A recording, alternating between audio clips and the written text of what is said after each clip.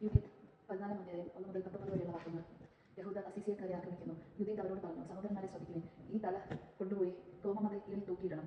പ്രഭാതമായി സൂര്യൻ ഉദിച്ചു തുടങ്ങിയപ്പോൾ വീരന്മാരെല്ലാവരും ആയുധങ്ങളും എടുത്ത് നേതാവിന്റെ കീഴിൽ പട്ടണം കടന്ന് അസീസിയരുടെ പുറംതാവളത്തിനെതിരെ എന്ന ഭാവേന സമതലത്തിലേക്ക് പുറപ്പെടണം.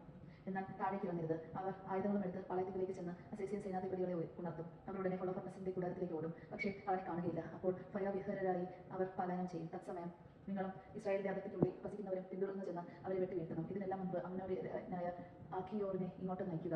ഇസ്രായേൽ ഭവനത്തെ നിന്ദിച്ചവനും മരണത്തിലേക്ക് എന്ന പോലെ തന്നെ നമ്മുടെ അടുക്കിലേക്ക് അയച്ചവനും ആയ മനുഷ്യനെ അവൻ കണ്ട് തിരിച്ചറിയട്ടെ. അവർ ആഖിയോറിനെ ഇസിയുടെ ഗൃഹത്തിൽ നിന്ന് വിളിപ്പിച്ചു.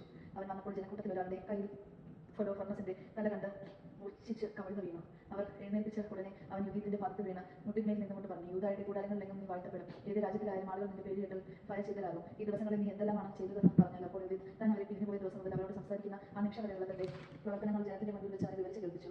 അവൾ പറഞ്ഞു തീർന്നപ്പോൾ ജനം ആർക്കുവിളിക്കുകയും നഗരം ആകെ ആഹ്ലാദ ധ്വനികൾ മുഴക്കുകയും ചെയ്തു. ഇസ്രായേലിന്റെ ദൈവം ചെയ്ത പ്രവൃത്തികൾ കണ്ട ആഖിയോർ ദൈവത്തിൽ കാലമായി വിശ്വസിക്കുകയും പരിച്ഛേദന സ്വീകരിച്ച് ഇസ്രായേൽ ഭരണത്തോടെ ചേരുകയും ചെയ്തു. ഇന്നും അങ്ങനെ തുടരുന്നു. പ്രഭാതമായപ്പോൾ അവർ ഹൊളോഫർണസിന്റെ ശിരസ് മതിലിൽ തൂക്കി.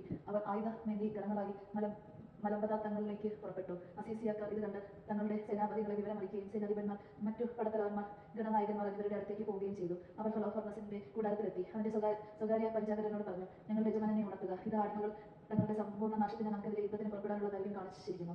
ബഹുബോസ് അകത്ത് പ്രവേശിച്ച് കൂടാര വാതിലിൽ മുട്ടി. അവൻ യുദ്ധത്തിന്റെ കൂടെ ഉറങ്ങുകയാണെന്നത്രേ അവർ ധരിച്ചത്. മറുപടി ലഭിക്കാതെയാൽ അവൻ വാതിൽ തുറന്ന് ഉറക്കറയിൽ പ്രവേശിച്ചപ്പോൾ ഹൊളോഫർണസിന്റെ ശിരസ് തറയിൽ കിടക്കുന്നതാണ് കണ്ടത്. ശിരസ് അപ്രത്യക്ഷമായിരുന്നു. അവൻ ഉറക്കി നിലവിളിക്കുകയും കരയുകയും വസ്ത്രം കീറുകയും ചെയ്തു. അവൻ യുദ്ധ പാർത്തിരുന്ന കൂടാരത്തിലെത്തി അവളെ കാണുന്നതിനാൽ പുറത്ത് ആളുകളുടെ അടുത്തേക്ക് ഓടിച്ചെന്ന് വിളിച്ചു പറഞ്ഞു, ആ അടിമകൾ നമ്മെ ചതിച്ചു.